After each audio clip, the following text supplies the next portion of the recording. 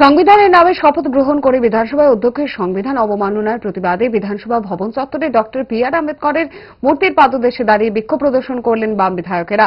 Doctor B আর আম্বেদকরের হাত ধরে যে সংবিধান রচিত হয়েছে সেই সংবিধানের হাত ধরেই শাসক দলের বিধায়ক মন্ত্রী হয়েছেন। বিধানসভা পরিচালনার জন্য অধ্যক্ষের আসনে যিনি বসেছেন তার হাতেই সংবিধান আজ পদদলিত ও অপমানিত হয়েছে। ত্রিপুরা রাজ্যের বিভিন্ন প্রান্তে অপরাধীদের বাঁচানোর জন্য যেভাবে প্রশাসনকে অচল করে দুর্নীতি এবং মিথ্যাচারের সংক্রমতা সর্বত্র জায়গায় পৌঁছেছে, সেই সংক্রমণ থেকে আজ বিধানসভাও সুরক্ষিত নয়। আম্বেদকরের পাদদেশে দাঁড়িয়ে এ কথাগুলো বললেন বিরোধী দলনেতা জিতেন্দ্র চৌধুরী।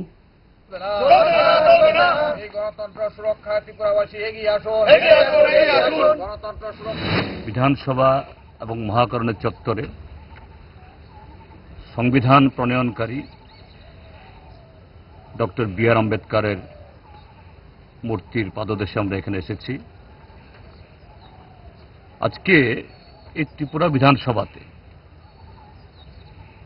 যে সংবিধান রচিত হয়েছে ডক্টর বি আর আম্বেদকরের হাত ধরে, সেই সংবিধানের হাত ধরে যারা আজকে মন্ত্রী হয়েছেন, বিধায়ক হয়েছেন, শাসক দলের সদস্য যারা, আর বিধানসভা পরিচালনার জন্য অধ্যক্ষের আসনে যিনি বসেছেন তার হাতেই বিধানসভার চেয়ারে বসে সংবিধান আজকে পদদলিত হয়েছে, অপমানিত হয়েছে।